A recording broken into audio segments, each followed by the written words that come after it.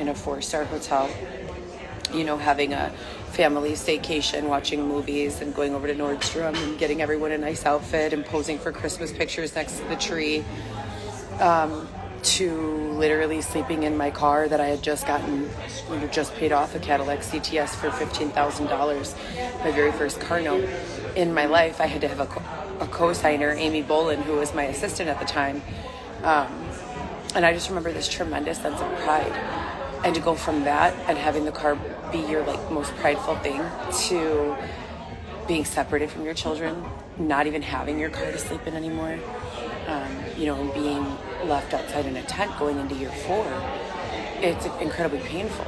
The fact that I'm able to get up on Thanksgiving morning and even try to curate a meal, especially while I'm pregnant, with no idea of what's going to happen, or who and why is trying to oppress me, it's really phenomenal. And it goes to show you how strong the human psyche is when you have no other choice but to be strong. But I do want to press charges still. They're repeating the same fake, curated set of circumstances over and over going into year 4. I don't feel like it's real. There's nothing going on in Chicago. The streets look empty. I miss my children terribly. Viviana texts me this morning. Now understand, I talk to my children 5-6 times a day, usually every day. And then there will be this period where all of a sudden, all 3 of my kids I'm not able to talk to them. I'll call them and 1 out of 3 will answer at a time. And they'll be really evasive and say everything's fine, Mom, and not be very specific about anything. And while that's going on, other weird things start going on, i.e., I ordered my son a pair of pajama pants from Target for in-store pickup. Him and my mother-in-law go to pick them up. When they arrive, they say that the order was canceled. The money was still taken out of my account, and it still shows as a completed order on my end, but he drove all the way over there with my ex's mom, and they wouldn't give him the pajama pants. Several things come into play here. Number 1, why is this happening? Number 2, why is this repeatedly happening to me? And number 3, do you people understand that for someone with no vehicle who is raising someone else's children because they're being oppressed unlawfully, they don't have the most patience or resources to put him in the car and take him to Target?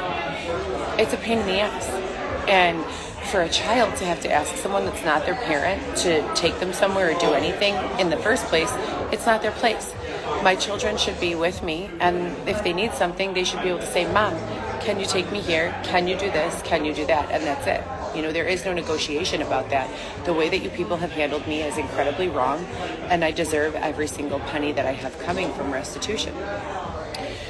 In 2022, I was bludgeoned over the head with a tire iron, or 2021, by a man named Juan Madero Romero. I just found out his name a few days ago. Why? Because I've been calling the state's attorney and police asking for an investigation to be conducted surrounding all of these random, attempts at, I call them murder, because if someone beats you with a tire iron until you're unconscious, that's, to me, an attempt at your life. But I was beaten with this tire iron, and I was taken to Elmhurst Hospital in an ambulance after being bludgeoned with all of these huge marks of victimization of my life. In 2019, I was jumped and stabbed by 3 women after leaving a visit to see Dylan. The state's attorney did nothing in either case. The state's attorney has not contacted me in either case. I am not an undercover officer. If I am being human trafficked as one or as a mole, I have verbalized hundreds of times through live broadcasts that I would like it to stop immediately, that I've neither given my permission nor consent to be used for any of those purposes. Here we still are 4 years later. Make it make sense. We're living in a time period where all of the laws of the Constitution don't make sense, and people telling me being taken over is, in my opinion, part. What do I mean by that, being taken over? Well, on my social media, they will show me only content that supports whatever their claim is. So if they're trying to get people, and this is what is, if they're trying to get people to believe in being gay, they start with extortion, and then they flood their influence with a lot of gay rhetoric, homosexual rhetoric. It's targeted and it's intentional. That's what Xavier's always referring to as a psyop. They do it for gay people. They do it for poor people. They do it for rich people. They create narratives that are only true for a select demographic, and then they have trouble when those demographics start crossing paths in real life. So if you have someone who has been led to believe through experience, through social media, through influence, that the world is one way, and then you have another group that is led to believe the exact opposite, and you intermingle, problems begin. As I said before, prior to social media, there was a degree of separation between the classes that cannot be kept with social media.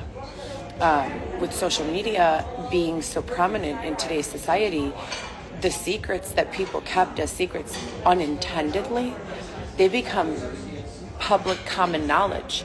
And now everyone who is sleeping, meaning unaware, their eyes are open and they're looking at the same set of people who they once looked up to, and they're saying, I'm supposed to trust you. You're supposed to be an idol of mine, but you couldn't care less if me and my children and my family have even had a meal today. I can't get behind that.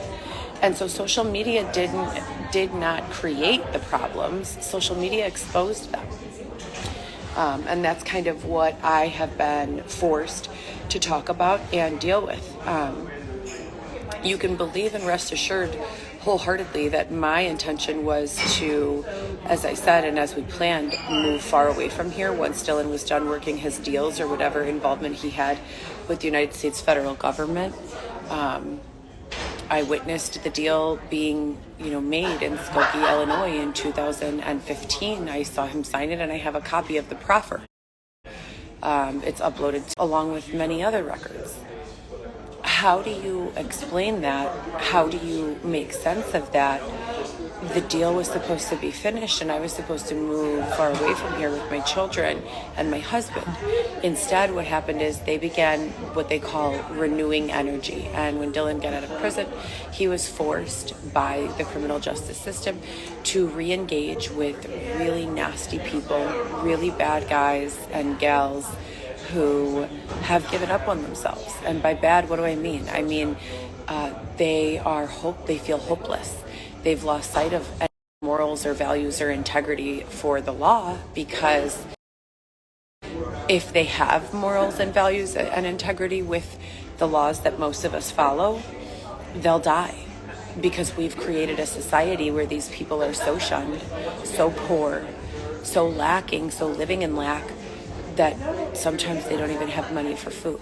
So they can't live by the same ethical conduct and moral guidelines that the rest of us live by, or they'll literally starve.